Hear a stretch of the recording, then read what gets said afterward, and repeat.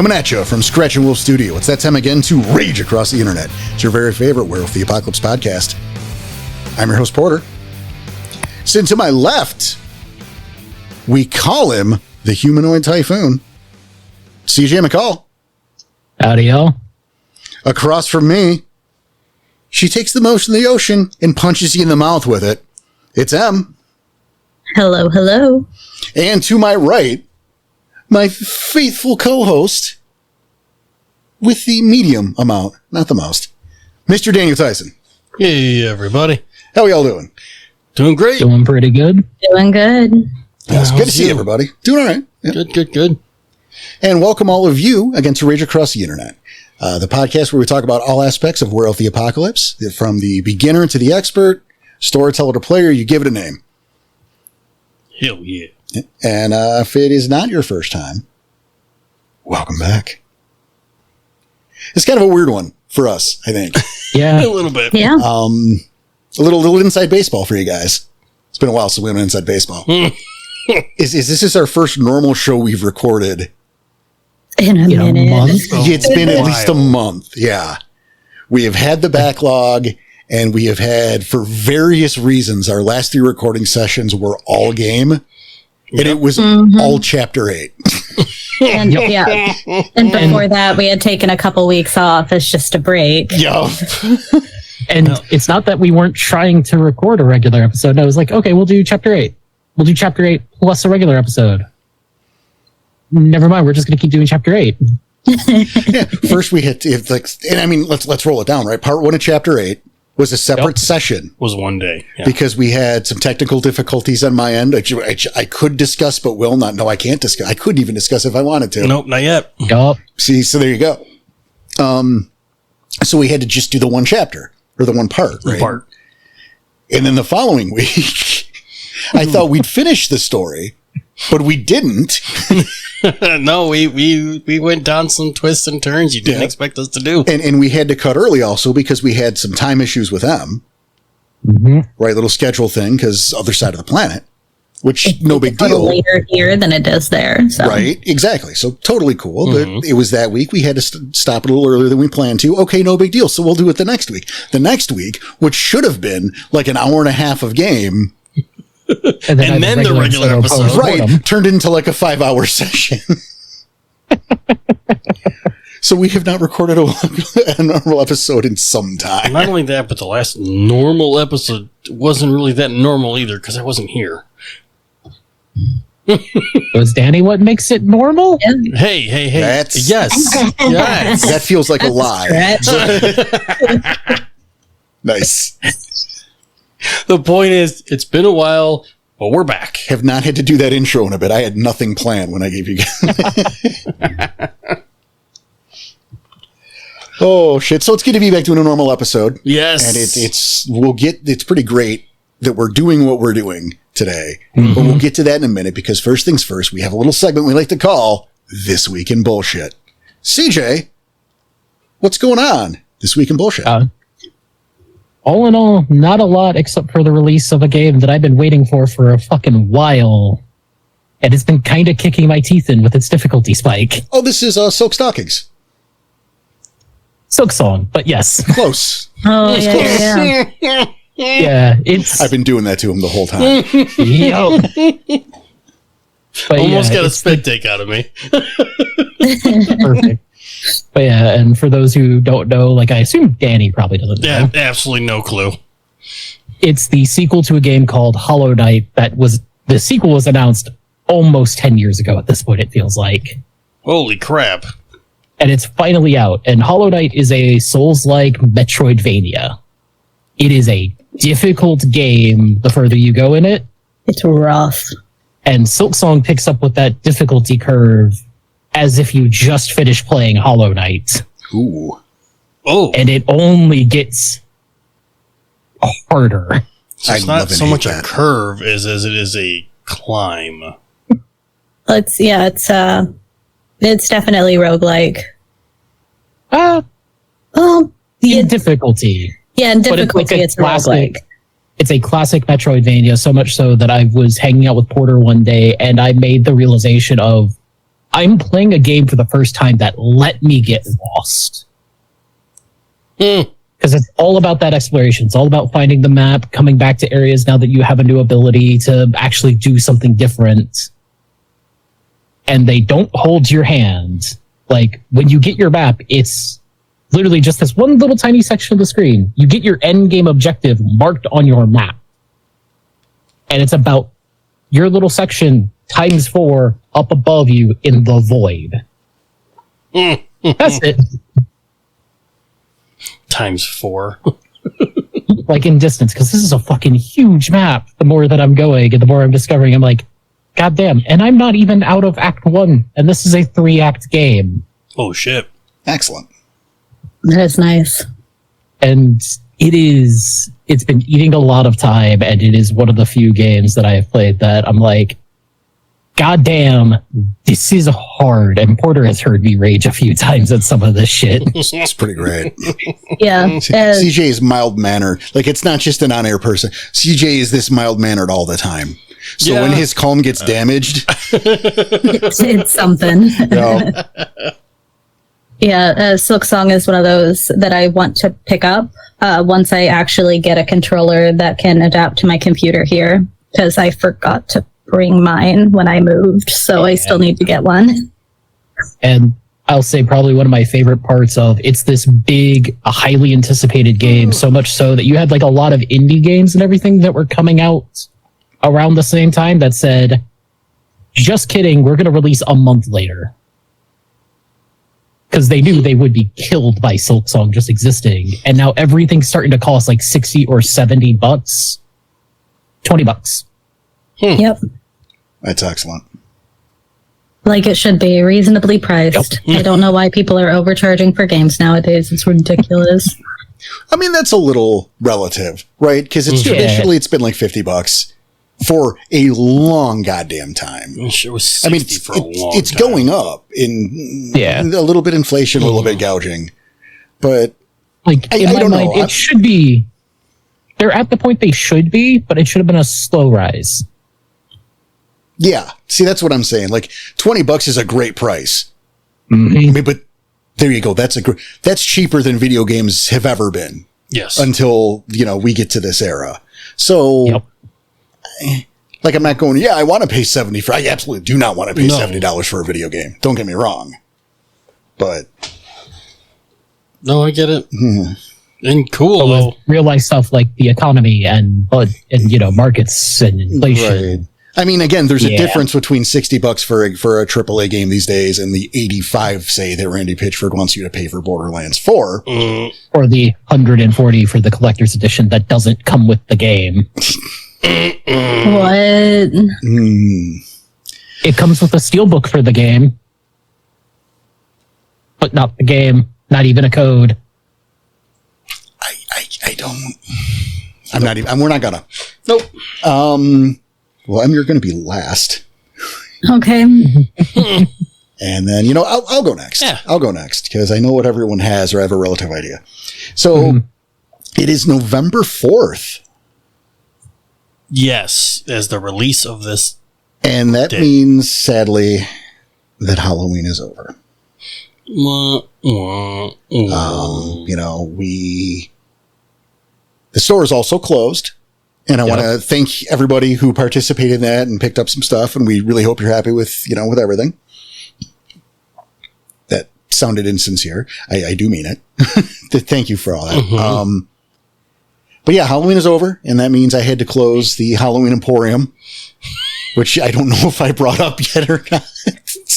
On air? I don't know if I brought up on air. Maybe. I think so. I might have. Yeah, the special room I had in our Discord where every day since September 1st, I had a different horror recommendation of some sort. It was cool. Yeah. I mean, I missed a few days, but I made up for them. Yeah. Like, I wasn't here on Sunday. Well, it's because we were recording, so you did 2 on Monday. Yep. So it's a shame to see that go, but that was fun to do. And I guess I will do one because of the Timeoverse, right? Okay. And I just recently put it in the Emporium, but I'd like to talk about it because I think it's pretty cool. There was a web series, they do the web creepypastas and shit like that. It was called the Paranormal Paranoids. Okay. Sounds familiar. Well, again, it was in the Halloween Emporium, so it should. Well, I mean, besides that, yes. Which was a neat little series. But I think the worthier part is on the 24th of October, and you may have seen trailers for this, you might still, depends on how well the movie did, right? There was a feature film called Shelby Oaks. Okay. Right. Now, again, since we have the Timeverse, that movie's not out yet. So there are still the trailers. Right. Well, the thing about Shelby Oaks is it is a direct sequel of the Paranormal Paranoids web series. In fact, that series didn't finish because they got a movie deal first. Whoa. Interesting. Yeah. And so it'd been in development for quite some time. A YouTuber, a movie, reviewer and whatnot named Chris Stuckman was attached to the project, and I thought it died because COVID happened in between that. Oh, yeah. Jesus. Right. So, but lo and behold, this last month or so, I saw the trailer for Shelby Oaks. I'm like, oh my God, it's happening. It's real. It'll be out in a few days. I thought that was really cool. And so I did the trailer and then the original web series. So one could go into that and get the background and kind of hype themselves up to go see this movie. I thought it was really neat. And I'm kind of excited to see how it plays out. That is exciting. I think it's a really cool intersection between fan created content, quote, becoming legit in a mainstream sort of way. I mean, we've seen things like this in the past, but I think this is to a greater level. Yeah. Or at least, so I'm excited about it. That's fair. That's cool. That's exciting to, that's something I probably would watch.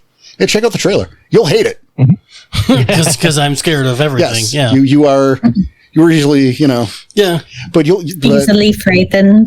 Check the trailer and then watch the series. It's just, all right. I'll watch the series first. That's cool. No, I would check the trailer first. Maybe you check the trailer first. Okay. Yeah. Or, it doesn't matter. Doesn't matter. All of them. However you want to do it. I'm going to do it. Okay. Yeah, we're not sponsored. I just thought it was cool. And into that, Danny.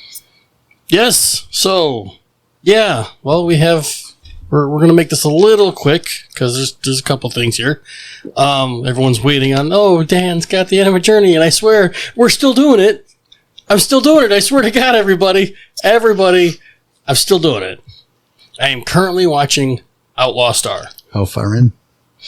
I don't remember the number because I just let it keep playing. But I'm on disc 2. Because last time, yes, I wasn't here for the last couple episodes, but the time before that, I said, yes, I'm going to finish it before before I'm going up next.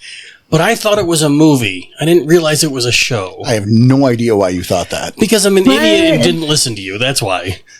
But in the menu, when you press it says play doesn't all. it?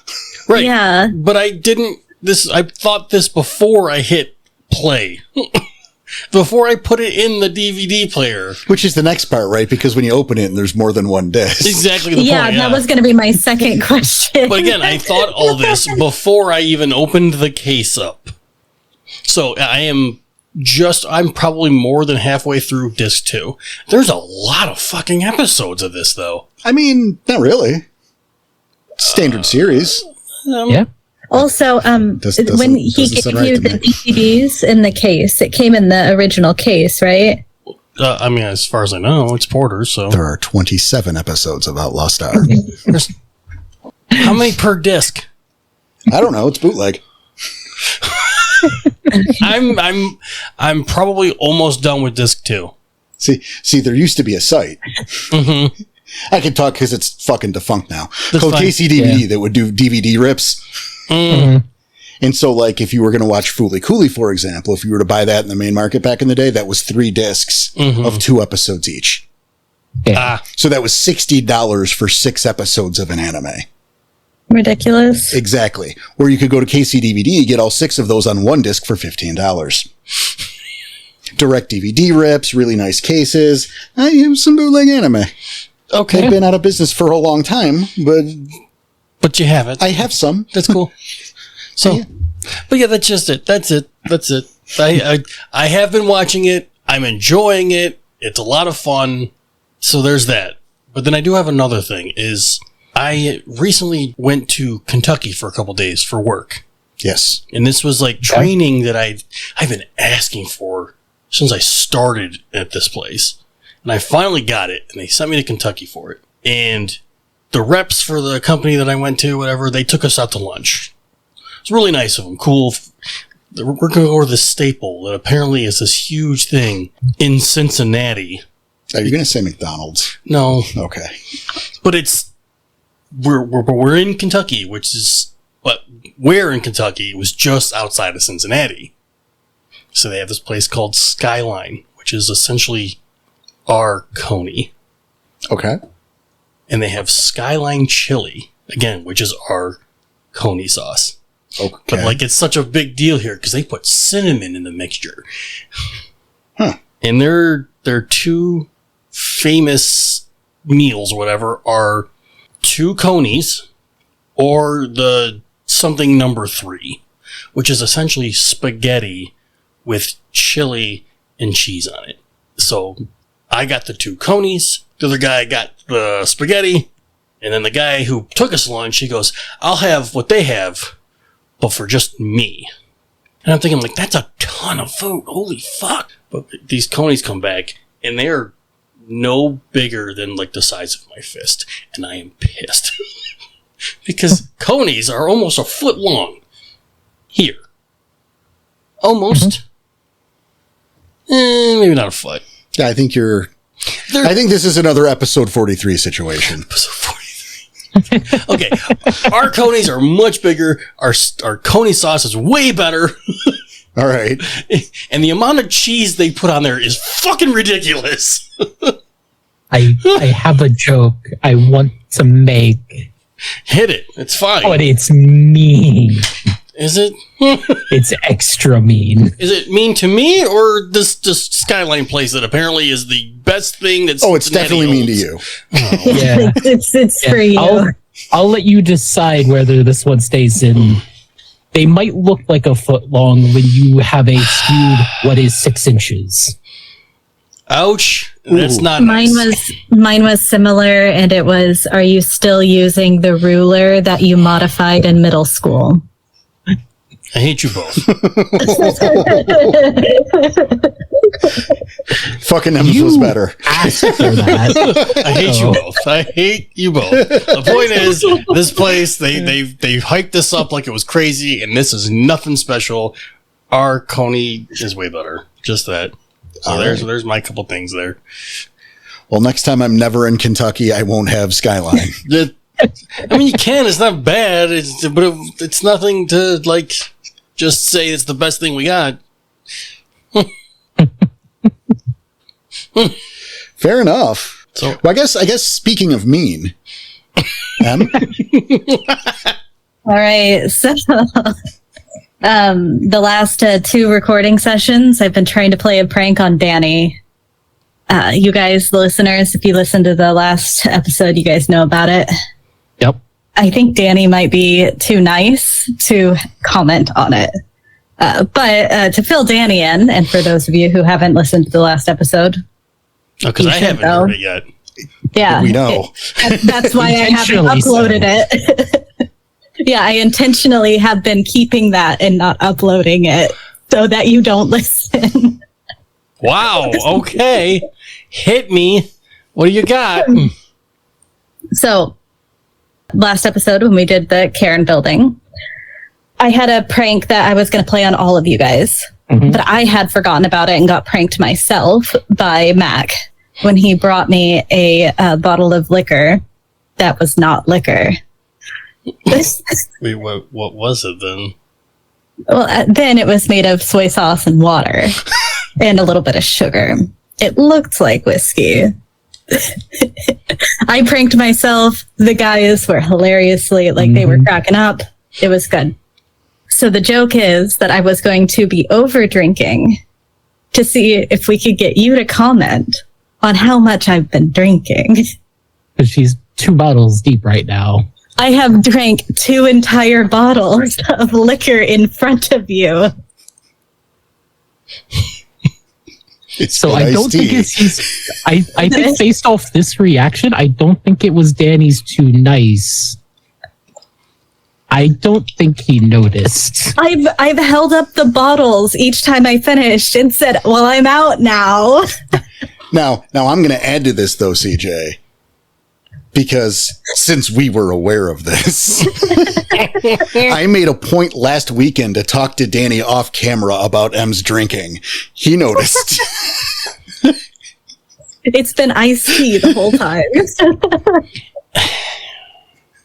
I'm not. Oh my fuck. I mean, awesome, cool that you got a cool bottle of iced tea like that. Because I love a good iced tea. Hell, I love a good sweet tea. But like, Yeah. I also didn't want to judge. It's like I feel like she's maybe an alcoholic, but I never said that. No, you didn't. Never said that. I didn't want to judge. I might have a little bit in my mind, but I'm like, no, it doesn't matter. It's not my problem. But M knows her limits. but I did help plant that seed. Yes, I you did did. help cultivate it. Yeah, I knew this was bullshit last time. Oh wow, Yeah. wow. Yeah, especially this time when Mac brings me the second thing, I went in there and started the tea again so that I could get another fresh round because he still hadn't commented on it. So I was like, I need to go make another bottle. So you just used the same bottle and poured more tea into it? No, this is a different bottle. So we recycle here. So we have a box of glass. So we have a box of glass bottles, some of which are liquor. So I was just been cleaning them out, and then filling them with iced tea. I love it. Because we don't take them to the recycling plant until the box is full. Because what's the point? This came from, I don't know if I talked about it on air even then. Right. I don't know if I talked about it on air. This came, the genesis of this was a prank that Jessica and I were going to pull on you, Danny, back in the day. Oh. Where I was going to get one of those jars of Duke's mayonnaise. And once it was done, I was going to wash it out and fill it with vanilla pudding.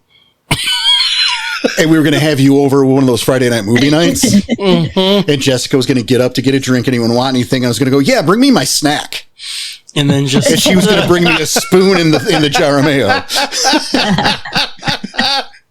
I was just going to eat vanilla pudding out of a mayonnaise. I would have been horrified. Yup.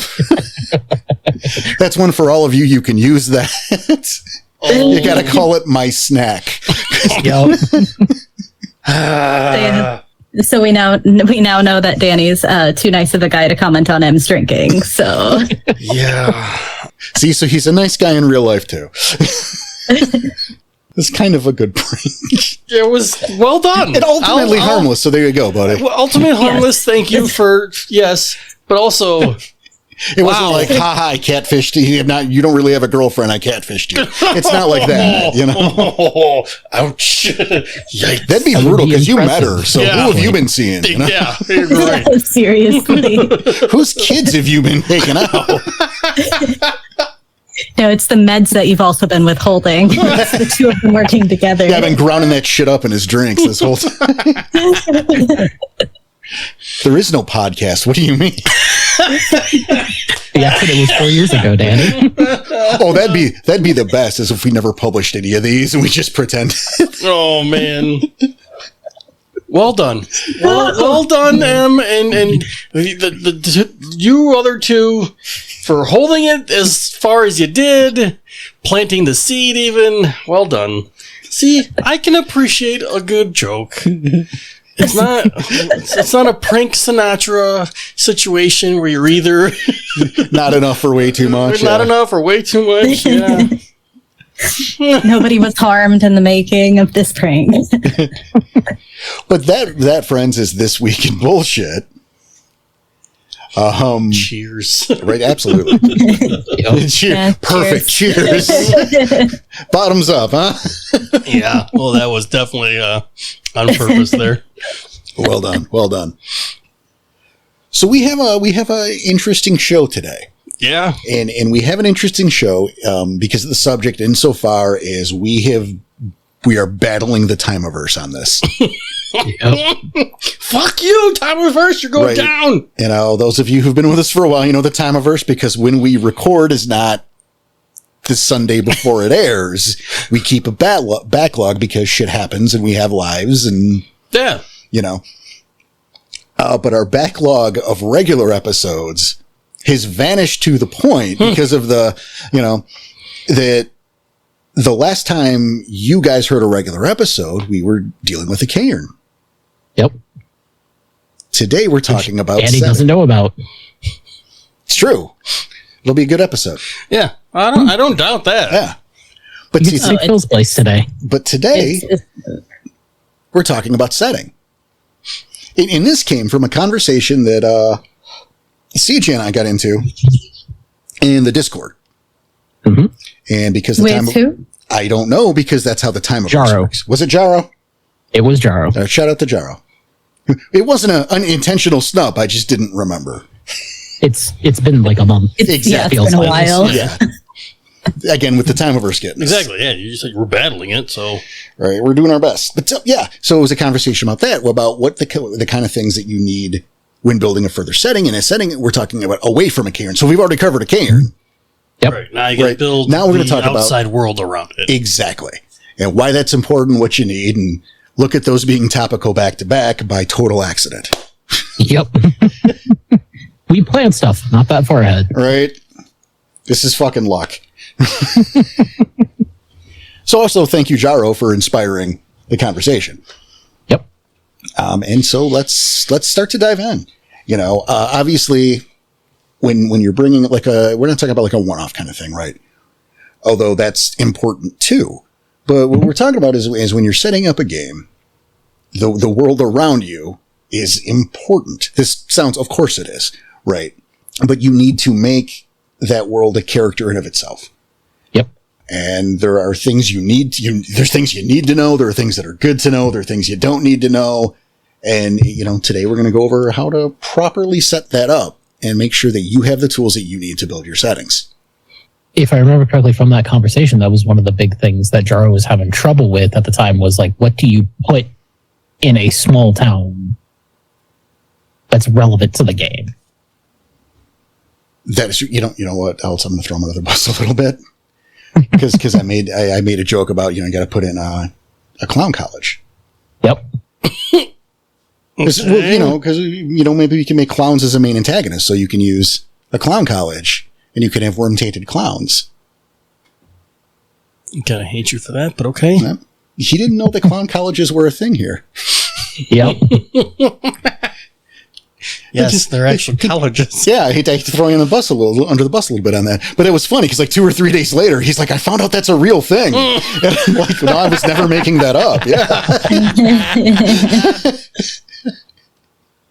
But I think that might be, mentioning the small town might be a good place to start with this of the scale.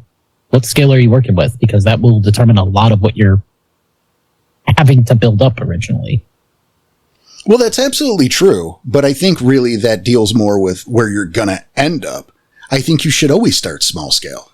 Let's look at Willow's Pass. Which is, it's an easy example to make, very right? Because easily, we have the Let's Play. But it's Willow's Pass as a character in itself. Well, sure, that this setting is important, but what you notice is we started small. So what you want to do is you want to start with a couple essential areas. In case of Willow's Pass, what did I do? We started with Hopsteiner. Mm-hmm. We had Hopsteiner. We had KT's place. We have Dave's Tavern. Right. And then you slowly build up everything in between and around. Right. You go back to the beginning, and I focused on Main Street. I described Main Street, and that's all we're dealing with right now. Mm-hmm. Main Street in the woods. You start with your key locations so that you have like what is representative of the area to the players. Like what's most important to them. Those are the key locations. Like the diner, I would have to say KT's place, the woods. Those are all the places that are reoccurring. And so they kind of help shape the world around us. Yeah, with this group, it definitely was food. We can't go 20 minutes without fucking talking about food. So Yeah. It's always lunch or dinner somewhere. right? Gar's got to But eat. Now That that, is now that I'm in another country, it's both sometimes. Right? But that is actually something to consider with your group. So where are they fucking going? Where are they going to go eat? Because yeah, it's not something that you always have to worry about or have to like mention, but yeah, what are your pack doing for food? Right. I mean, and that's definitely a point. And that's, I would love to revisit. I think it's like episode 3. Character in the mundane, character art in the mundane, character building in the mundane. It's been 5 years. I don't remember the name of the fucking episode. I'm close enough to revisit an episode like that too. But you're right. You know, food source is important because eating is important because your characters will starve to death otherwise. You might not think you need to, but you should, because you can get some good character building scenes. And this is the thing too. This is the thing though, is a diner like that. Yep. You know, especially in a small town setting. Oh yeah, because you know what that looks like. Well, it's great for building atmosphere. It's great for showing off the feel of a town. It's great for obviously those character development moments. It's great for a couple in jokes like that poor waitress you killed. Right. But, and it's also a good source of, you can do leads this way. Oh yeah. You can get a good amount of what's going on in town by either hearing the gossip. That's maybe where you pick up the newspaper. The waitress asks you if you saw anything. It's a great way to just drop things. Or maybe you're meeting somebody there and we're going to talk over lunch or talk over breakfast. Right. Yep. Consider if you guys, well, I wasn't there anyway, so she already didn't. But consider if you guys didn't go to that start of the season festival. Yep. Oh, we wouldn't have a story. Well, sure you would have. But you would have found out what happened to Lucinda through the collection being taken up at the diner. Right. You wouldn't have heard the truth, but it would have led you to explore that and learn the truth, perhaps. Okay. Yeah, no, you're right. What's it called? I said it wrong, so thank you for... Well, you didn't read my mind, and that's... Yeah. Just let me say Normal. Instead of trying to read my mind. But hey, another bit of information we got out of the diner, or at least one of us got out of the diner early, was Nightwing was the first one to find out Doug was in town. Didn't know his name, but That's true. he walked by the Pointing diner at when me. KT was on a date. Because no one cares about Doug It but is you. no shock. Nobody cares. Well, now nobody cares about Doug. I think more people care about him now. Care about him now. That's fair. Yeah, that's fair. That's fair. Because we're still patching things up with KT. But at the time, that realization was only relevant to you, Yes. or rather Ricochet, and you play Ricochet, so you get pointed at. I Take get it. pointed at. That's fair. That's fair. But it was one of those things. If Nightwing was the first one to see Doug, he didn't care because KT was on a date or something. All right, I forgot about that. Yep. You never actually described him, but it was one of those things of like you gave like the vague description of the guy. Yes. Clearly on a date. Yeah. And it was one of those fun things of like, I knew Ricochet was going to have a great time when he found out. But there it is, right? This is the importance of that small town diner. It shouldn't be ignored. Every town in the world has somewhere is a restaurant. Everyone.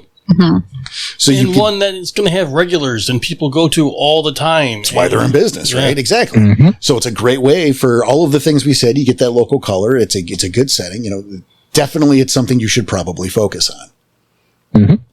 And let's also ask ourselves, what is the purpose of the area? Right. Now, Willow's Pass, there are mysteries. There's a lot of shit going on here. But maybe that's not the purpose of your setting. Right. You know, so you want to ask yourself what that is. And, but make sure you leave yourself a lot of room to grow. And this is why I say start small. You know, like I said, we started with Main Street, but you guys have seen the map. And while that's not as detailed as I would like it to be, I don't have time to make it as detailed as I would like it to be. But we know other things there exist. Right. Like in Portal World, you would be able to take, I'm going to take A Street down to 35th because there's that shortcut down there. I would make it so you guys could get that detailed. That's how I would like it to be. The real world, however, and me being an adult with responsibilities keeps me from doing that. In Porter World, great, but Porter is also in real world, who also has real jobs and real responsibilities. So we don't get that detailed. So, and you don't have to get that detailed. I'm not saying that, right? I'm just being fucking, I guess, extra. Irrational. That's fair. Yeah. I want you guys. Yeah, but you can. But like when you're building your setting, you can like, okay, here's Main Street, here's another part of town, and here's like one significant place here. Here's another part of town, here's one significant place here. And you can build it out as the story unfolds. And you can also add in what those plot points are inside of them. Well, in Willows Creek, it might be the mysteries. Like it is the mysteries in each of the areas. In your game, it could be something different, like whatever your theme is. And this is something I can point to as a player for Willow's Pass specifically. Willow's Pass, it's a lot of mystery going on. It's kind of like the point of the setting. But going down smaller, Main Street feels like its purpose now is home base, thanks to where we are. Yeah. We're most familiar with Main Street. Like it might as well be the Dream Chasers territory if we had to put a flag down or something. I can agree on that. Well, absolutely. And that was the goal, right? Because, you got KTs, you got Hopsteiner, which is familiar. You can't shift there or anything. It's not Garu friendly, but it's friendly. You have Alana's place 3 doors down, right? It is. You have your familiar and your sense of home, right? And then you also, as you branch out, and as is pointed out, like by I have put other locations and places, and we slowly start to grow those locations. Yep. Consider, right, the East End started with the trailer park. Right. And I mentioned that the elementary school's nearby. Yep. Right? And there's the park. Yep, there's a park. And so it grew to the park in the elementary school. And the church is over there too. Right? And there's where Lassiter Park gets its name. That's the West End. The park. Oh, I thought it was the church. Okay. There's a few parks. That's the thing. Yeah, there are a few parks. Lassiter Park is uptown. That's in the West End. There. Yeah.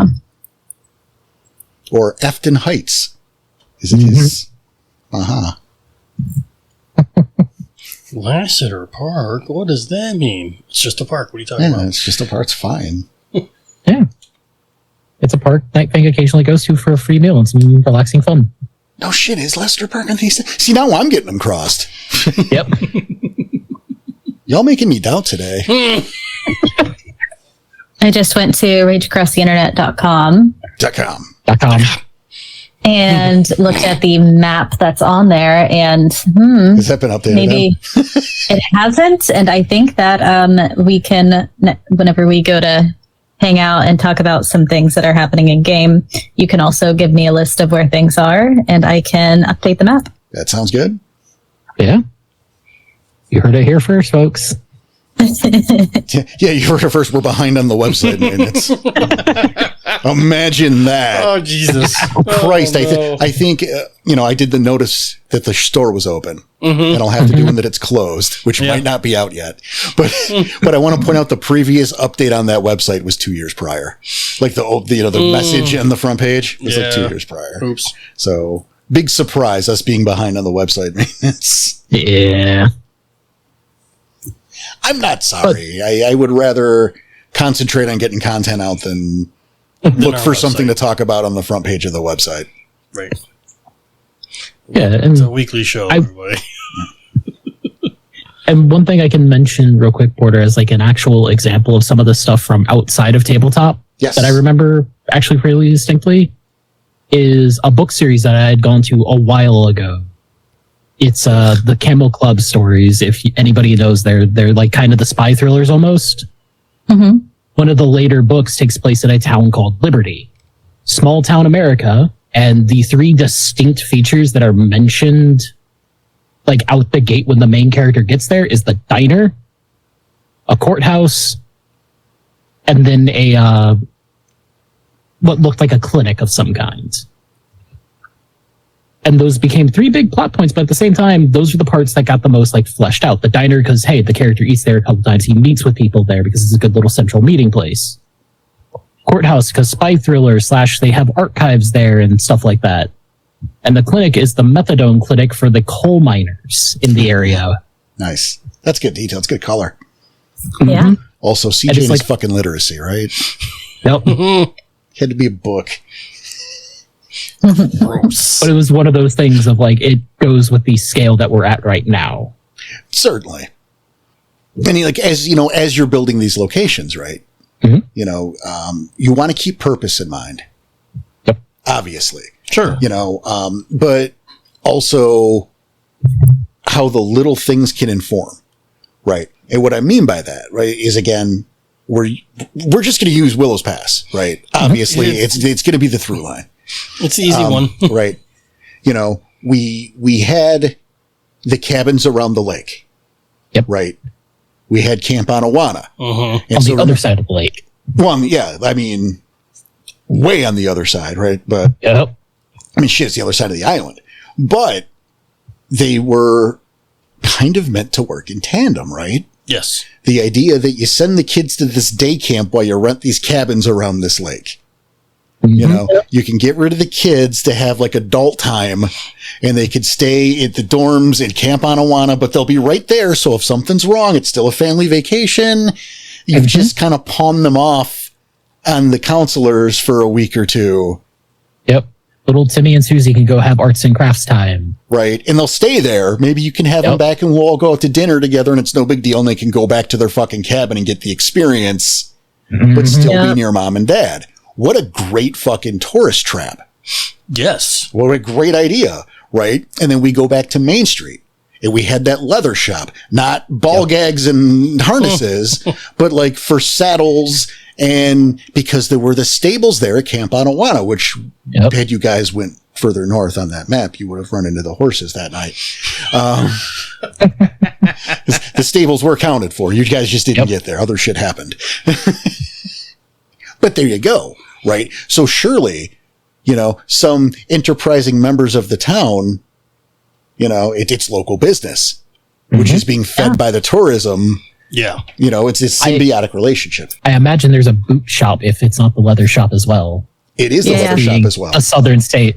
This being southern states of every tourist is probably going to want to come in and get their own cowboy boots. And hat. And also, belts with belt buckles because belts are relatively easy to make with leather as well. Yeah.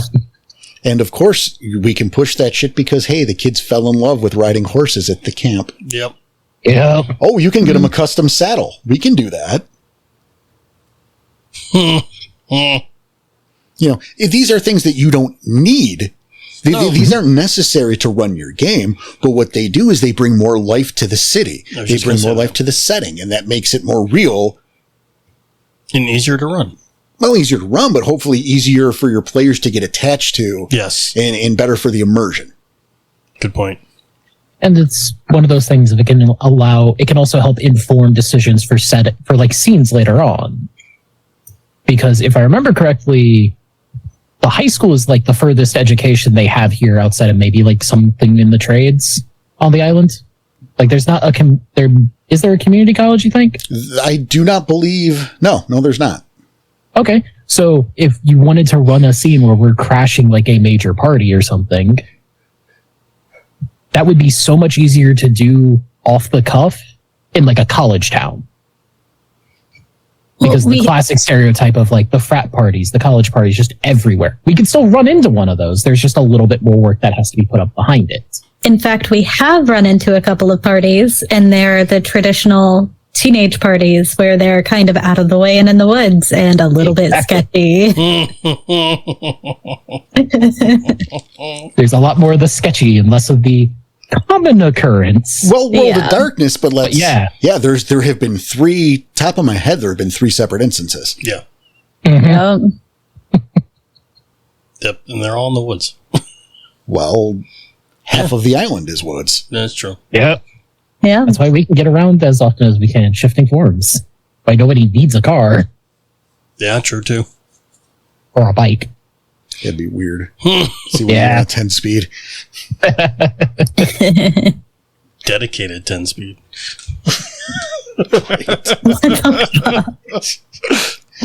Got a bike tattoo fucking across your chest.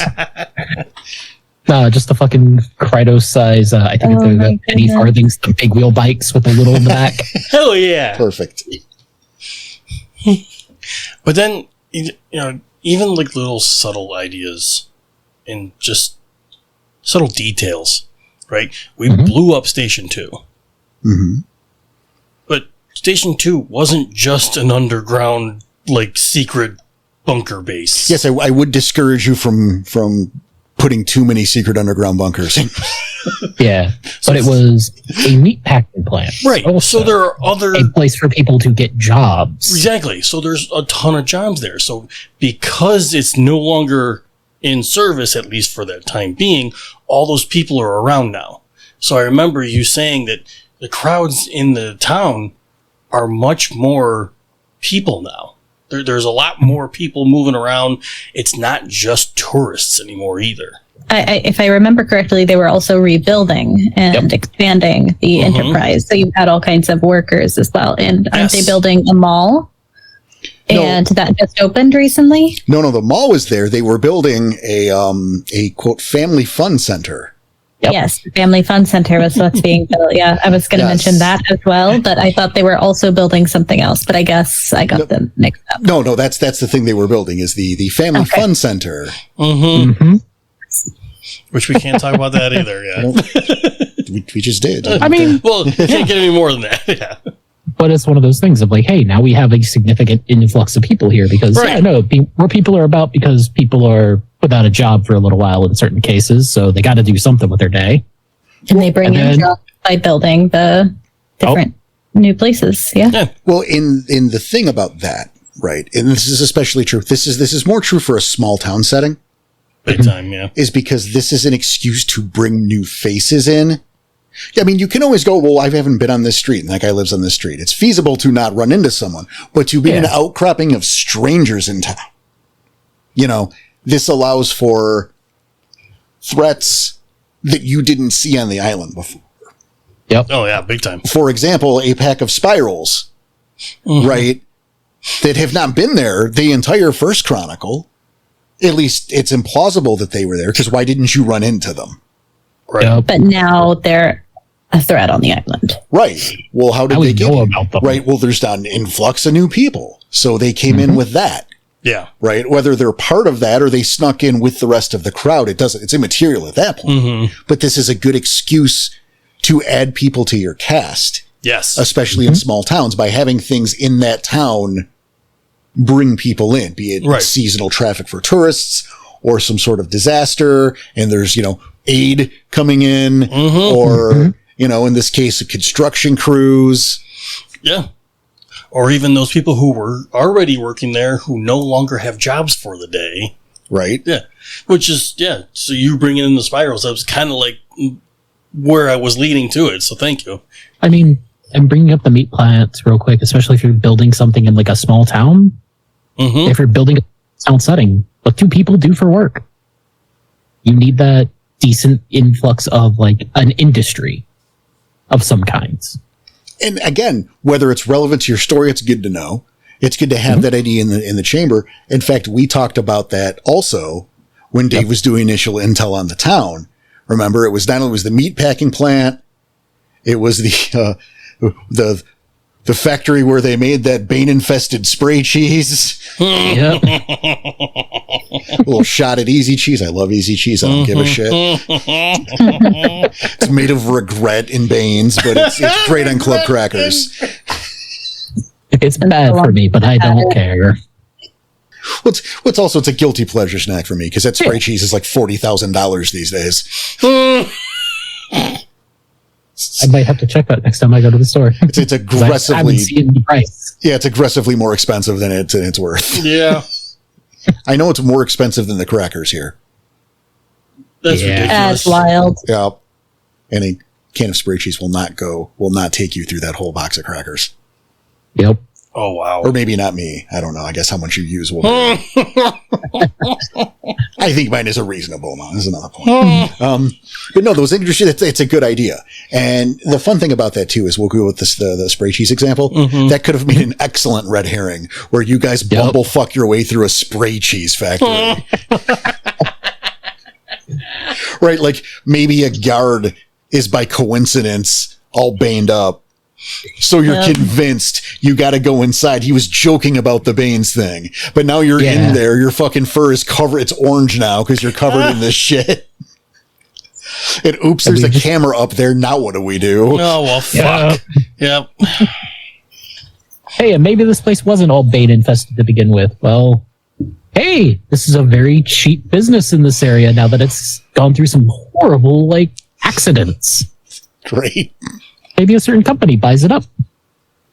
Sure. And that, again, this is about, good transition about making that setting kind of a character in of itself. Right. Because as things change and especially stuff that your pack or your players, have their hands in, they've affected change in this area for better or worse. Yeah. I mean, I can point to one example right off the top of my head. The Cedar Cave. That has become like that little hangout spot for the kids that really shouldn't be doing stuff that they're doing out there in the woods. But kids will be kids. Yep. And they will find their hangout places. I know when I lived in Virginia, the town I lived in was the McDonald's parking lot was a big hangout for kids. Odd choice. It was an odd choice. Maybe it's because it was like one of the 24-hour places, so maybe they could just like get a Big Mac if they were hungry. I don't know the fucking logic here. But also, they could drive 2 blocks and do that anyway. Wasn't that big of a town. Yeah. But again, this McDonald's parking lot was where the kids would go and hang out. Yeah. There's a place in where you live where the kids go to hang out. Yep. And especially in small towns, this is especially true because there's less shit to do. So there's somewhere outside where they're fucking around. Go ahead, CJ. You're going to back this up. I can confirm. Yeah, there was 2 places in my hometown that the kids hung out usually. It was outside the McDonald's or outside this. It looks like it should be a big box store, but instead it was like this weird antique store that nobody visited. So they'd hang out in the massive fucking parking lot they have outside this place where nobody's going to care because no cops are coming around because nobody's stealing from the antique store. Right. Yeah. And growing up in where I did, it was either the coffee shop on Main Street, around the coffee shop on Main Street, or just a couple blocks away, the park. Huge park, lots of places to go. Like, it was one of those big parks with like several different park areas within it. So lots of places to just walk around and get into trouble. And that's important. Not only, for several reasons, there's so much you can do with that, right? Yeah. Is the local color getting into trouble? Is the local color getting murdered? Or, whatever you want to do with it. It's potential. It's stuff to fuck with. It's a potential veil breach. It's a lot of things. It's whatever you need it to be. Now, when you look into outside of a small town, these things are all still true, but there's a larger scale.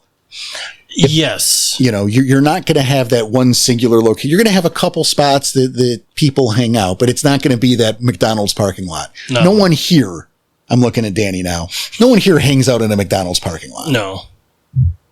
There might be a few spots. And if you're playing an older game, don't sleep on malls. Yep. Good call. Very good. Yeah, I was going to say for here, I can imagine. I was going to suggest for a city, probably the mall for the teenagers. Yep. Absolutely. Yeah, for a big city, not a small town. For like a bigger city, mall's going to be your big one. Shit, I remember me and Chase used to do 7-Eleven a lot. Like post-work hangout, I assume? Maybe not post-work, but... Porter looks confused. He doesn't remember going to a gas station. Like post-movie.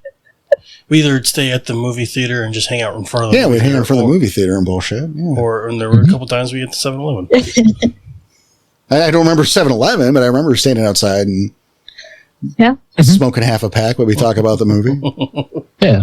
Me and my buddies did some similar stuff when we were taking late classes at the community college.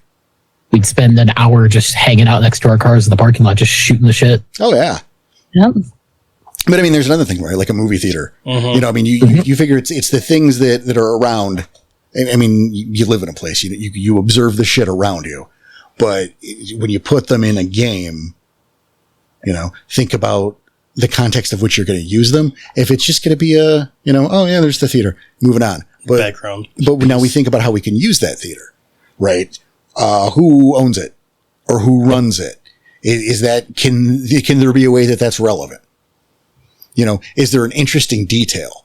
I'll give you one. Do they sometimes play bootleg movies, or like have a movie night where like indie movies, people can submit a homemade movie to play? Sure. Or maybe the projectionist is the manager or owner's daughter, and I don't know, she sells X out the back. You know, something like that. You know, she's got a Coke connection. Why is that relevant? Because maybe it's baned up. Maybe you care a lot about what humans do. Maybe one of the kinfolk has got fucking hooked on whatever she's selling. There you go. And he's all strung out now. Maybe, maybe one of the local cops is kinfolk. Mm-hmm. And, you know, he gets caught up in it or gets shot trying to bust him or something like that. Right? Like those cool ideas. Random things we just came up with, right? Mm-hmm. But yeah, I'll give you an example. Sometimes the little details too is, again, when I lived in Virginia, you know, there's a lot of history in that region. Well, there was a movie theater on Main Street that had, you know, I don't know, like 4 or 5. It wasn't a huge theater, right? It's on Main Street. It's street parking, for fuck's sake. Mm-hmm. But, they still had their separate entrance for, quote, non-whites only. It used to be you had your main entrance and then there was this little side door, and they'd go in through there and it would lead to the second set of theaters on the second floor. Okay. And they'd or sit up. They'd have to see whoever going in. I mean, it was all up front, so you could, but I mean, that's just how the architecture. But I mean, they use that area obviously as like storage now. It's not, you know, it was a long time ago. It's not segregated. Right. I was going to say nowadays, though, you could also make it like an adult theater where there's a bar up there. Yeah, I mean, you separate, could. You know? Yeah. I mean, you still can get to those theaters, but now it's that little, you know, lobby or whatever that used to be there, you know, is now something else. Now it's storage. You know, they have the ladders, so when they change the marquee, they pull them out of there. But it's an interesting piece of history, right? That doesn't just go away. It gets, you know, people don't think about it, and we shouldn't dwell on that. But what do you do with that? Right. It's a small detail that you can make something out of. Yeah, I have another actual example I can point to from my hometown where there might be a hive under the high school. Nice. Oh, because of the tunnels underneath the high school sometimes? We had those too. Yep. Yeah. Because of like the storm tunnels and stuff like that. They've been blocked up for years at my school, but occasionally kids keep finding their way down there. There's one specifically in the field house for the football, in the old field house where the stadium is now. There was a tunnel that ran from the field house to the visiting side stands and their little dugout, basically. So they could, you know, come in that way, go to the locker room and everything, and then go back whenever it's ready for game time. And not get killed because Texas and football. Honestly, yeah, kind of. I was going to say, you have to make a sound. You can't just give the knowing, fuck, he's got me look. Yeah, you know, or at least severely harassed. But now, you know, hey, those tunnels haven't been used in forever. Nobody's supposed to go down there. Now, hey, if you have that little detail, or, you know, once again, if you're playing a game in an area where it's like tornadoes are fairly common, there might be these structures around the place.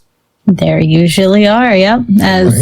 As I lived in places where tornadoes were common, there are often tunnels underneath or basements where people could be hiding out. Perhaps a little group of Fomori are down there, or a hive is starting up. And see, it's important to have the rationale for those too. Like you gave great, you could just go, well, there's tunnels there. Well, why? The why is important. The why is Case very in point, important. again, why was there station 2? Why are there? Because there were fucking coal mines. Yes. So there are already tunnels. They were just reinforced and repurposed for shit. Maybe widened just a little bit, but yeah. But you know what I mean? There's got to be a reason for it. Or there doesn't have to be, but we're about ringing the bell here, not about just fucking half-assing it. So there needs to be. Yeah, and you can also pull in like some local superstitions about like maybe the tunnels underneath the school. All the kids think that they're haunted. Why do all the kids think they're haunted? What's actually going down there? How much of that is true and how much of it isn't? Which is something, oh my God, thank you for that segue, Em. Because I'm going to drop this that I didn't share with any of you for some reason.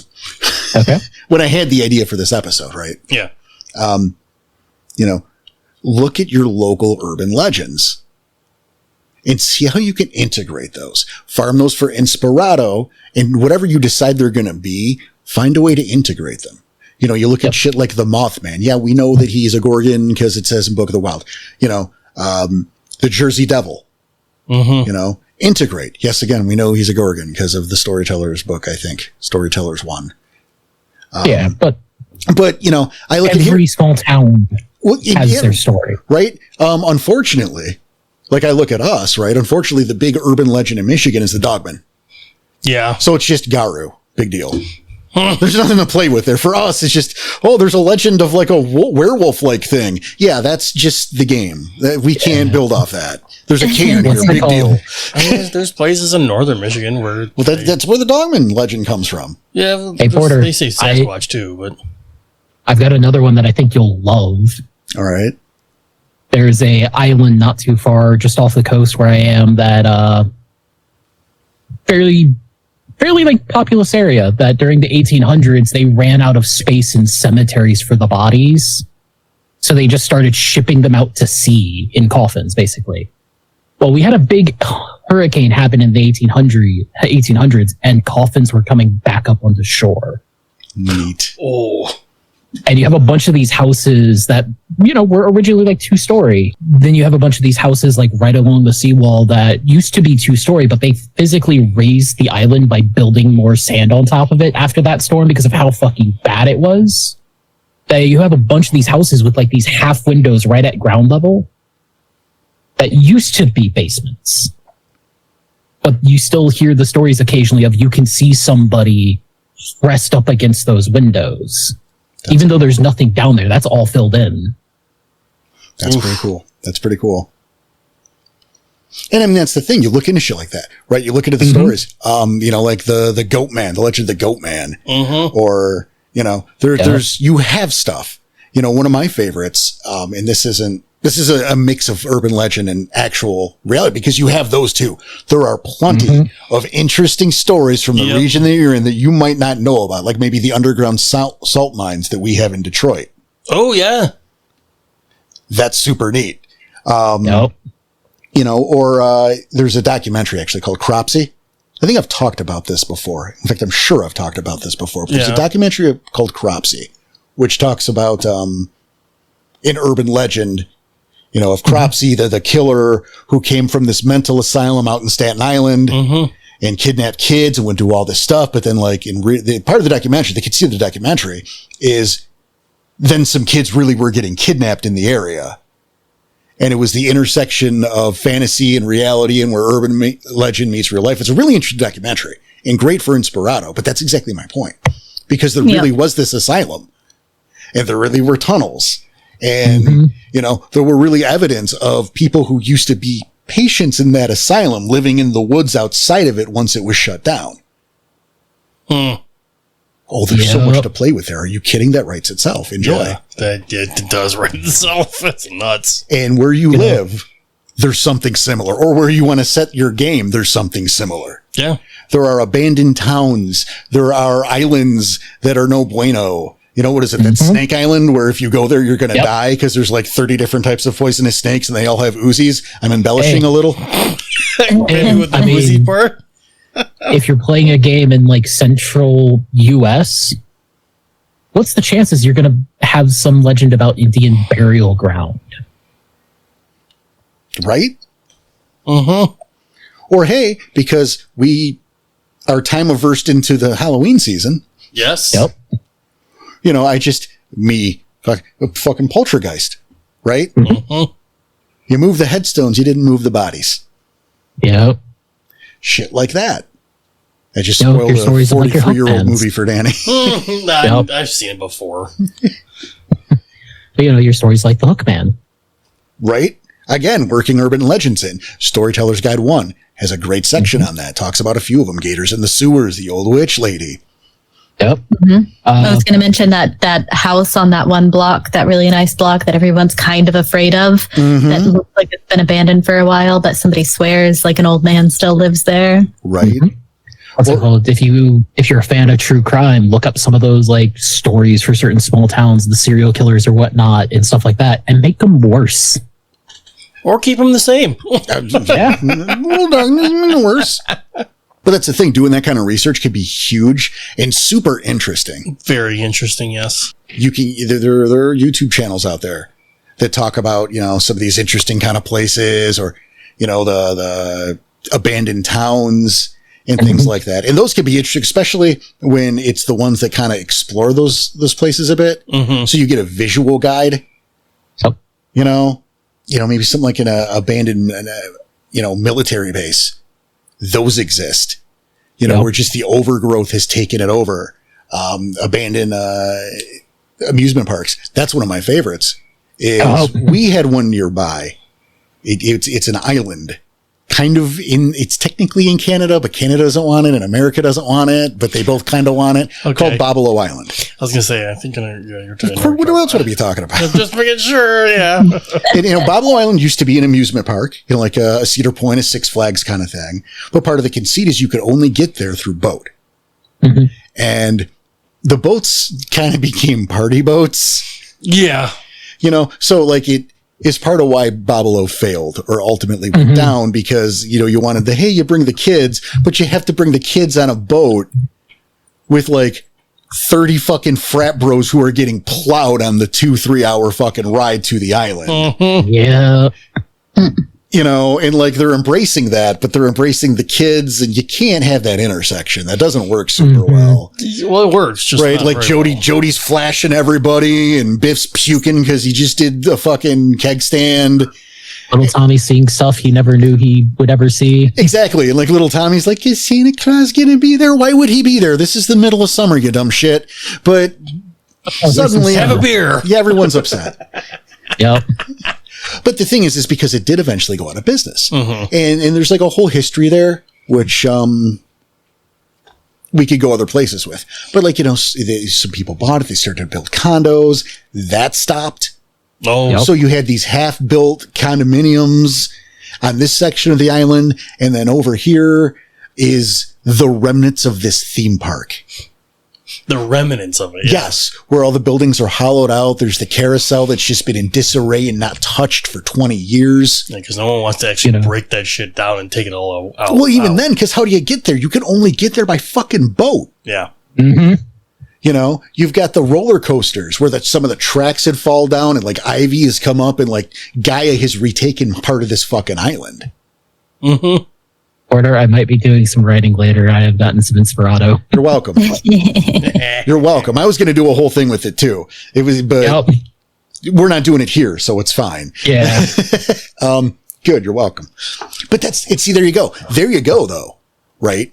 Is by thinking about these kind of details, you know, you can really add to your setting, and that's going to add to your overall game because you want to keep the periphery around, because we're not just talking, the cairn's a different thing, right? Yeah. This is the world around your cairn.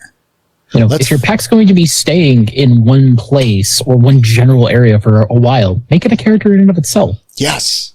You know, if this is a globetrotting / road trip style game, yes, you're not going to be able to go as in detail or get as deep as you are in this, but you still want to hit those like 4 or 5 major points. No, and that's the thing, right? Like if you're going to do a more, that's a good, again, we'll segue to that. If you're going to do a more globe-trotting chronicle, you know, you got to pack a Silent Striders or your Silent Howl-esque pack to where their messages or they're doing this, and they're always somewhere or the other. You know, your location is probably a one-off or a 2 or 3 arc, so you don't got to go very in depth in your visiting location, but you should still have something with your home location. I was just going to say that, yeah. Like, as far as visiting places, sure, you don't need a crazy amount of details, but they're still going to have a home. Right. You know, the visiting locations, you just need specifically what you need for the story, and that's fine. You know, You also might want to make those visiting locations unique from one another so that they don't blend together. Give them their own like culture and identities. Oh, absolutely. But you know what? If that fucking bar in Morocco is only going to exist for a scene, let's not waste too much time on it. However, you don't need to go into how it used to be like a fucking undercover operation for like some CIA foreign operation in the basement. Right. But on the other side, like Danny was saying, right, that they do still have a home. And while they're going to be off and about, you don't have to put the kind of life that we have been talking about into that home location. You do still need those 3 or 4 different points to make it home. Right. You know, you need maybe the diner, you need the Little Reds, and you need, hey, there's a pawn shop on 5th and Vine run by a fucking Silverfang kinfolk Russian expat who can get you that AK that you're looking for. And I know you've been looking. A little bit of uranium dust. I was about to say, knows a guy and has a connection that he might be able to get that special item that the government would take issue with you owning. I know a guy who knows a guy. Look, I am not saying ask question. I am not saying I condone, but I might know someone run a child fighting ring. We can get you little boy if you want a little boy. Or we can get you in for money because, hey, you're only like 14. Do you like child fighting ring? Not dog fighting ring. Child fighting ring. But that's the thing, right? You keep these locations. A couple that are important to make it home. Because certainly you can use contacts to find a shady kind of black market-y guy. Sure. Yeah. Sure. But isn't it better to have Vishka in the pawn shop? If you know him, right? And you can go, do we have to deal with that scumfuck? Or, I love that scumfuck. Either way, you have an opinion on him, and that makes him real, and that makes him more important. Yep. And hey, now you have story seeds for when a deal maybe goes bad, and he pissed off, you know. The wrong person. Exactly. Or when Mishka comes to you asking for a favor. Yep. And I got you that AK. I've run into a little problem. Fuck Or you. I just need you to take this to someplace. Just without asking questions. I will owe you one. I got you those incendiary rounds. Fuck you. You owe me favor. Wise guys come here. They tell me they need cut of my opposition. My operation is my operation. You teach them fuckers listen. You send them back to Chicago. Those mother bitches. Take them down. Give the man his money. Give the man his money. My fucking Teddy KGB impression. That was good. It was actually really good, yeah. Yeah, which watch more movies. This character kind of leads me to the next important part, which would be important characters in the world. Those like the people NPCs. Notable NPCs, people that the pack can relate to, get along with, and care for. Yep. Or those they don't. Yeah, And or don't shouldn't. care for. But you have an opinion, and that's the thing that matters, right? That's the point. You know, and I mean, we've talked about character work left, right, and center, and so we could still, because there's a difference between the people in the sept and the people outside of the sept in the world around you. Big time. Yep. Right? You know, it's the waitress at the coffee shop that you're practically stalking. Right? Yeah. It's not just waitress A, it's Annie that works there, and you see her every week. I just call her waitress. I don't know her name.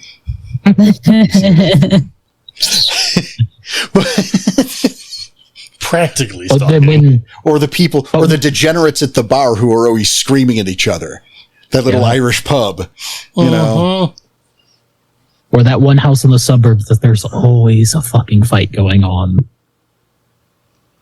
And I think something I like to do that you guys have not seen, so why would you believe me? But I promise, is put some kinfolk in the local PD. That makes sense. It doesn't apply in Willow's Pass, unfortunately. Well, it does. Fortunately. Period. But, you know, the idea of having some detectives or even some beat cops in the know can be fantastic. I had a situation like that in my Camp Firehawk where the pack was helping a Shadow Lord meet with some vampires to re-up a treaty. It was totally giving the Garu an excuse to go clear out some vampires. It was happening at the Kinfolk Diner. Gunshots went out. Somebody went flying out a window. Noises were heard in the middle of the night. And a cop car came rolling up. The pack went into a panic. The Shadow Lord walked out. The guy got out of the car. 3 words were said to each other. The lights went off. It's beautiful. See? Yeah. If it's the right cop in the right place, they can just tag in, false alarm. And that reminds, this brings us to something else. It's related, but this brings us to, if it's not friendly territory. Yeah. Right. And this is important too, because we're assuming this is neutral ground or friendly territory. Let's assume it isn't. Let's assume, and I'm thinking about my, a chronicle that I never got to run, but a little sept called the Stonebridge Sept that was smack dab in the middle of the territories of 2 other cairns. Like that fucking Venn diagram, right? Yep. And so you go, okay, well, the whole section of the city is Bone Gnawer territory. So what do you need to do? Okay, this is important too, right?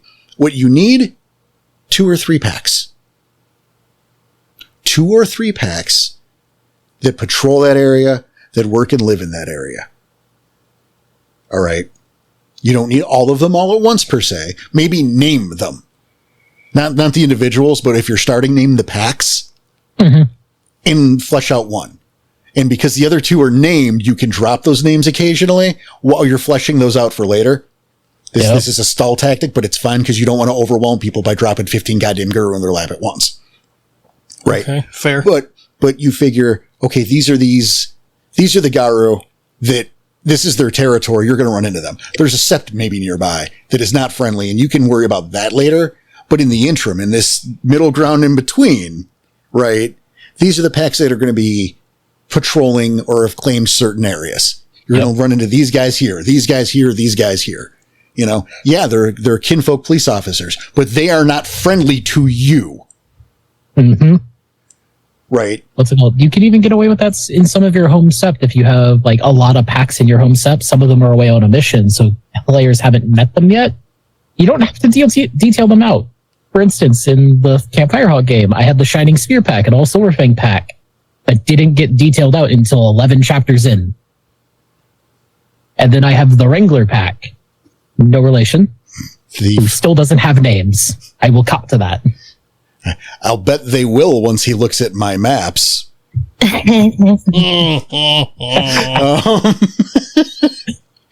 Well, and to add to that, and in Danny's, in your experience, the Defense and Desire reference talked about a few times before you ever met them. Oh yeah, I think the only character in the entire pack we knew was Stands with the Long Shadow, and we didn't even know, we didn't even know his nickname yet. We just heard those words, Stands with the Long Shadow, because that's. But you had heard of him as the leader in the Defense and Desire pack. Right. Yep. That's enough for now. They exist. They're in the world. That's enough for now. Yeah, exactly. But again, with the setting building, if it's not a friendly territory, and this is even true with you're not even just a alternate, quote, enemy antagonistic Garu, but of course, worm forces. Yep. There's at least a pack of spirals that calls this their territory. Maybe Maybe the sound of the whippoorwill that goes through, maybe there are spray paint, they're spray painting a green dragon in their territory. And maybe you could foreshadow that too, right? Because maybe they're not following Whippoorwill Direct, right? Maybe Green Dragon's their totem, so that's what they're doing to give homage. They're spray painting the Green Dragon to mark their territory. So now you've got your pack exploring this land that's new to them, right? This new setting, and they're seeing these Green Dragon tags all over the city. Oh, that would suck so. And not realize, right? And maybe they don't put the dots together yet. Oof. I can see that, especially for a younger pack. Like if we saw that, we would no clue what the fucking Green Dragon was. No, it looks neat. And that guy's a good artist. Right. Yeah, it's a green dragon. Yeah. It's not like you're seeing glyphs. Exactly. You're not seeing the green dragon glyph. You're seeing a green dragon. Right. But in that kind of thing too is good. Because it doesn't just have to be the spirals. And, every pack has a totem. Mm-hmm. Be they worm tainted, be they not. If you got a pack of striders for some reason, doesn't even have to be striders, right? Owl's their totem. Now you see owls fucking painted or little owl decorations fucking super glued to windowsills on the streets around that territory. Whatever. Little things, little details that help give more flavor and life. What's it called? Let's say you're going through just like some random city in the middle of nowhere looking for a place to stay, and you see like a coffee shop that has like a little apartment above it where the people who own it live up there. Yep. There's just a fucking massive owl mural on the side. Yeah, that pack might live there. Yeah, that makes sense. Or you walk through the alleys in a part of town and you see that you somehow keep seeing piles of shiny coins behind the dumpsters. Mm-hmm. Don't take that. Raccoon will be pissed. And that might not be your problem, but if Raccoon's pissed, his packs are mad about it too. Yep. Yeah. They're going to come after you. Maybe you'll find just dead rats all over the place for some reason in this area that's like, it's not necessarily filthy. There shouldn't be this many rats, but there's a lot of dead ones all over the place. What if, right, they're all flat?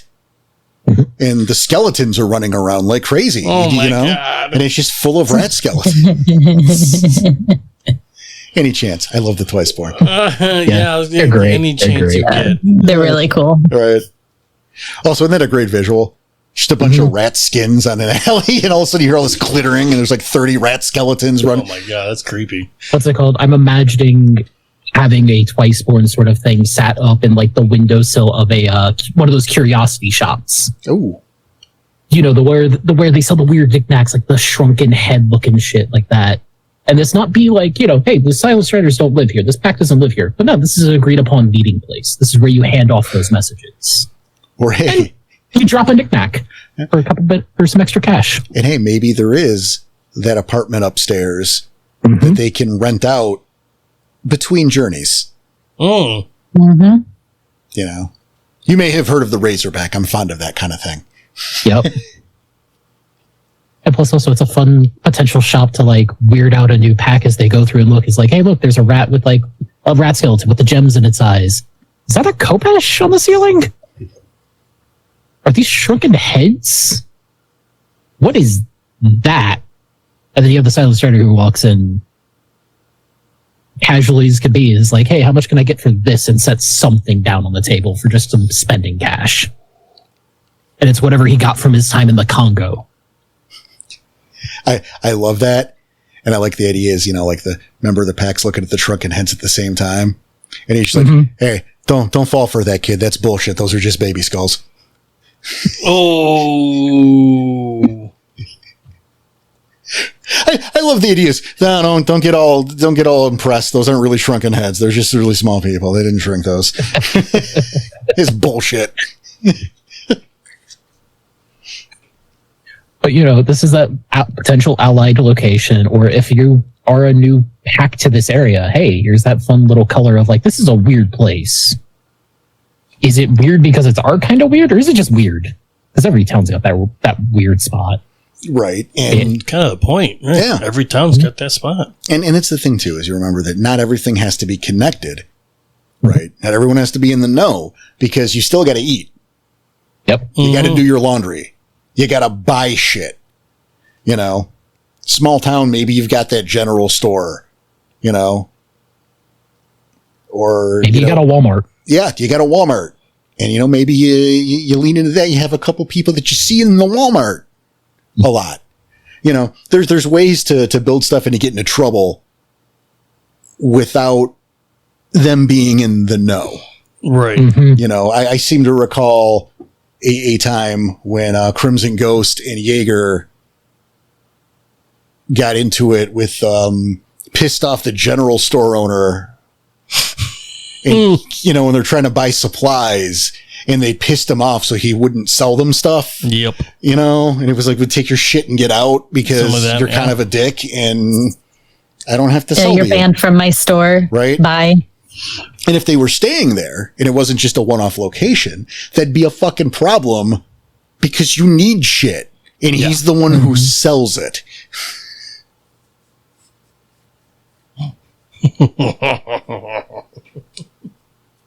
Oh, We're then.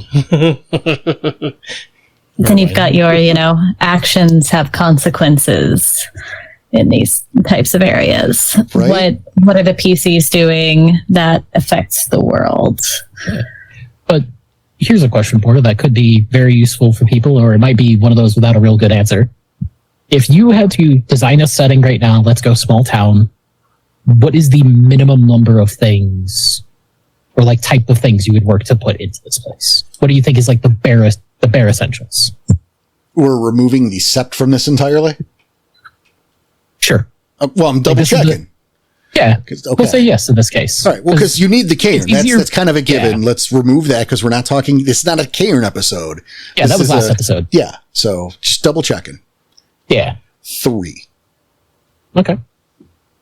You need And any particular breakdown for those? Well, you need a social thing, right? A hops diner, if you will. Doesn't have to be a diner, but a place that you could gather socially to meet, to do character work, and to pick up leads, right? You need a secondary location that can be used as a potential threat down the line. You know, a meat packing plant, if you will. Now, I didn't say plus station 2. Maybe there's a station 2. Maybe there isn't. Right. Maybe it's just a meat part. Right. Maybe it's just a shitty place. And Maybe then, this is a town where hitchhikers go missing. right. Right. Or maybe it's a truck that comes and stops there every once in a while. And then the third thing you're going to want is you're going to need something that exists for local color that has potential for the future. For example, a trailer park or an elementary school. It's more of a neutral setting that later it's set up for later. And again, always build. Build as you go. Give us more. There's always more to be found. But I think those are 3 things you totally need. I like it. Solid reference, solid foundation. Yeah, and it's a good place to start.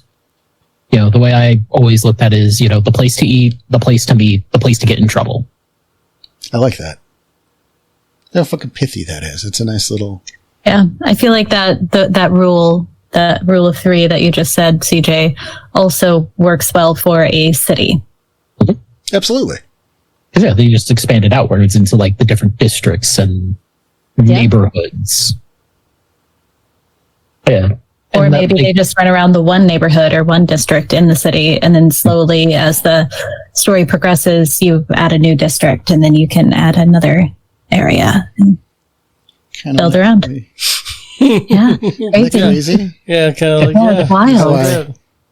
I will say, and I feel like this isn't the spot to do it, but I want to talk about it real quick. Fair. And this is one of these things where, like, I'm a little bit going to toot my own horn.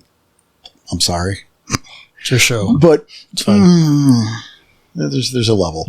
But when you're building stuff, it's kind of keep in mind the vibe you're going for. And what I mean by that is like I was so proud when I was building when you guys were going on City Hall. And I constructed that area where like there's no cars beyond this point on this area. And you guys ended up walking down and seeing how this area was tailored for the young professionals here. Right. And where we went from the strip club to the daycare to the Department of Child Services. That was funny. It was definitely tailored to the younger crowd, yeah. But what this did is it sold you a tone of what this district is like. It's cold and it's sterile and it's totally degenerate and soulless. This is not a good place. Right? It's also not a slum. It's upscale degeneracy and upscale degeneracy. Yes. Yeah. These are terrible people. That they would zone a strip club next to a daycare, but then the obvious story that's being told with that line of businesses. Yo. And at the same time, you could tell multiple stories with that line of businesses. Right. And there's more of those, right? And so like, I encourage you to think about little things like that. Again, I hate to bring it up the way I did, but I was very proud of it and I knew no one else was gonna. And I've got I'd completely forgotten about it, but and what's it called? There it Going is. with that rule of 3 that we were working on, I have a similar example that I could point to where it was the little story that was told. Sure. I ran a Halloween one shot at one point that I centered around just a single street in a suburb. So very fucking small. And it was the main 3 places that I started off with was the duplex that is owned by kinfolk in one half, that they rent the other, or they let the pack stay in the other half, because this is mostly like a mini kin town. Love it. The Sept always has a pack staying in that duplex just to keep an eye on the kin. Not everybody on the street is kin, but a good chunk of them are. So that's your place to stay. I had the little old lady who fucking made cookies and brought them a casserole when they moved in because, hey, you're new kids. I'm going to be helpful. There's your place to eat. Oh, Deanna too. Yep. And then the place to get in trouble was the abusive household where they ended up having the husband go full scrag and they only discovered it after everybody was crowded around this house. There was the police lights going on in the middle of the night. And one of the pack went into the Umbro, went into the house and peeked sideways to get a good look at the wife in that still frame with her brains all over the counter. Yep. Yikes. And the kids locked in the older brother's room. Double yikes. Fucking cool. But that's the majority of that game started off there. And whenever I knew I had that scene, I had to build out to one other location. And that was the junkyard the Scrag went to. And that's where Mr. Tasty came in as well. Fucking yeah. And that's important too, is those locations, those set pieces for battle, I guess, for lack of a better, right? The place to get into trouble, Yep. The junkyard, the dump, maybe that park that people fish bodies out of, twice a month, and everyone knows that, so no one goes there because they don't want to get killed by a crackhead. The factory that went out of business forever ago, but they just haven't torn the place down yet. Goddamn right. I'm looking at Danny. He's thinking of 3 of them right now. No comment. Your classic Skid Row. First one Packard plant. Right or wrong? Absolutely. It was the first one I thought. I did it. I just didn't want to say it out loud. I was like, nope, that's exactly what I was thinking. I'm just going to read your mind instead. Boom. But there you go. Yeah, having a fun set for a combat is much more interesting than just the woods or the street or a parking lot. But absolutely. In fact, I feel like that came up in a post-mortem we recorded recently. Crazy. Super weird. Weird. How did you think that? What's it called? I'm imagining a pseudo car chase where the Lupus is trying to catch up to him because you mentioned the parking lot, but do a parking garage, so it's going across the multiple levels. Yeah, see, it goes from boring to interesting really quickly whenever you make an interesting setting for the fight. Well done, everybody. Well done. Oh my, I'm seeing that. Okay. Yeah, you can throw somebody out of a parking garage. Like it's a maroon Chrysler and it's going up and you got the lupus chasing after it. Just like, oh God, oh, this sucks. And then there's the one that's a little bit behind and he's like, oh my God, fuck this. And he shifts to Krynos and just jumps along the side of it and just climbs up the fucking. Yeah. The car comes up the ramp toward the like 2 floors up and the Krynos meets him head on and just flips the fucking car. Fuck yeah. Yeah. The Krynos or the lupus, they finally catch up and they're all dizzy because they're going up the ramp. But once the fight is done, you hear the freak out from the old couple in the car that just got out of the museum or whatever. On the other side of the parking lot who are getting hit with the full force delirium. I mean, the delirium, though, it'll be all right. As long as no one recorded it. I mean, they'll have a heart attack anyway. They're old. Yeah. But, it's that fun little color / consequences. Absolutely. Oh, God. That I'm not going to do it because I'm talking about it now. Mm-hmm. But I love the idea of inserting the Futtermans. Who are the Futtermans? It was the couple in Gremlins, Dick Miller and his wife, right? And then they showed up in Gremlins 2 as tourists. Mm-hmm. And like the bat gremlin came and got him, and like Mr. Futterman killed the bat gremlin by dipping him in the wet cement. Just that, oh, Abno, look out! What's that monster? And, like he was in Korea, so he's not fazed by the delirium. He's just... Or in this case, maybe he's a former hunter. No. For this, it's the innocent. It's like, I killed Nazis in the war. What the fuck? I'm not fazed by this bullshit. Just monsters all over this stupid town. Or like the end of Lost Boys. Mm-hmm. My problem was in all the damn vampires. Just this couple that she gets delirium and she rationalizes it, but he remembers all this shit and he just doesn't give a fuck. He's just old and credulous. And nobody's going to believe him. Right. There's goddamn gremlins in the car. He's not going to talk about it either. He's just going to be like, all right, whatever. Or he'll bring it up and everyone's like, he's just old and drunk and whatever. Mm-hmm. And he's totally held together. It's just like, you got werewolves running through the woods. You got vampires walking the streets downtown, going to clubs and all this nonsense. I swear to God, there was a ghost came out of the other day. It's just bullshit. Where's the world coming to? And that's it. It's what's the world coming to? Other than that, pretty sure that new lady's a witch. Yeah, he's not going to go hunting anybody. He's not going to... For this shit. Yeah, he's just someone who just runs into this shit a lot. It's just a recurring fucking piece of set dressing. Yeah, it's like the cabbage guy in Avatar. It's exactly like the cabbage guy in Avatar. And then maybe, but because you're in this setting and you're living here, maybe you become friends with the cabbage guy because you're not just visiting and he just shows up in Omashu one day. No, you live in Omashu, so you can maybe you're friends with him now. Or maybe you are the cabbage guy. Cabbage guy of the mind, I suppose. Yeah. Or like whenever the story of the Avatar was being told, and one of the references was a trustworthy cabbage salesman. Yeah. Whenever it came to the references on what the Avatar was up to. Yes. Trustworthy cabbage salesman. All right. Or knowledgeable. I can't remember what I think it was said. knowledgeable. Yeah, knowledgeable cabbage salesman. I don't even know which one's better. It's fine. Yeah. So maybe your enemies get some information about you from him just shooting the shit at the bar. Everybody else thinks he's crazy, but maybe that spiral in the corner back there. Oh, is that where they hang out?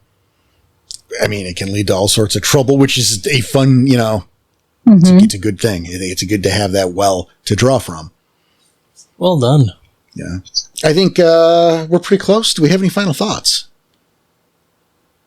We could probably go for another hour if we really want. We probably could is the thing.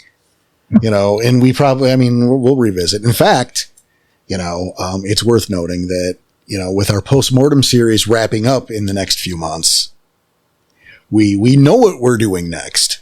Yes, we do. And we'll talk more about that later, but we'll just give a little teaser here. Is I know building a setting is going to become important with the next project that replaces the postmortems. Mm-hmm. So we are definitely going to be talking about this a lot more.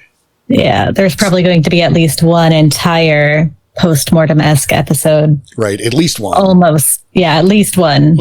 Extra. Almost episode. exactly like this, but much more detailed. And that'll be great for the backers. Yeah. And that's, we'll let our pre-recorded ads now show for those.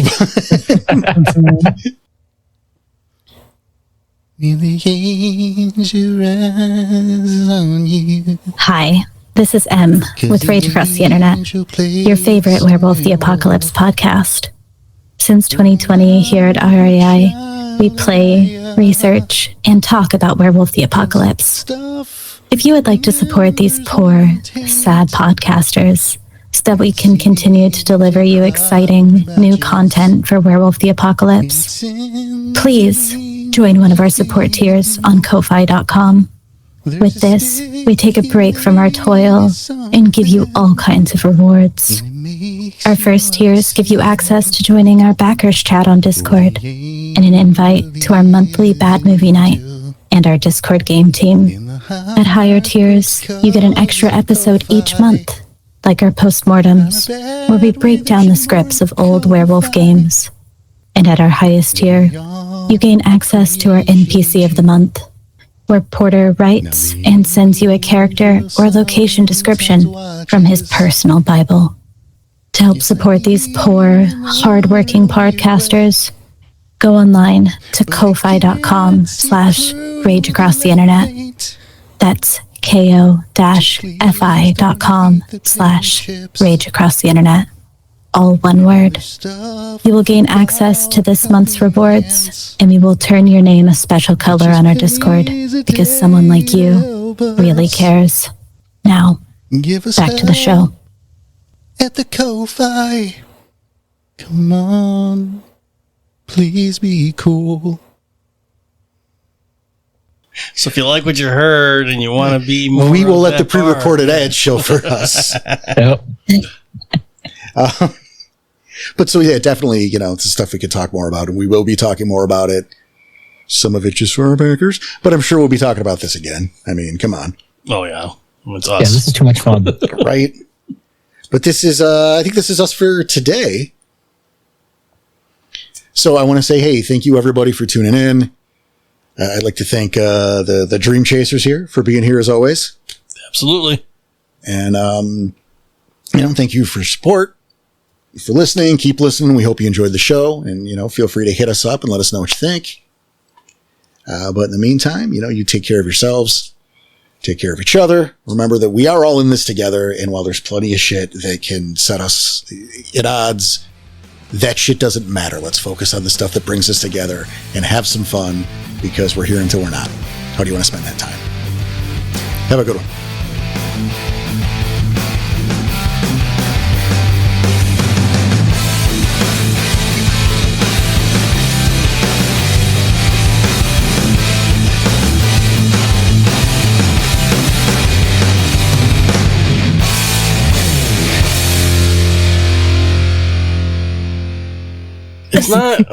It's not a prank Sinatra situation where you're either Not enough or way too much. not enough or way too much. Yeah.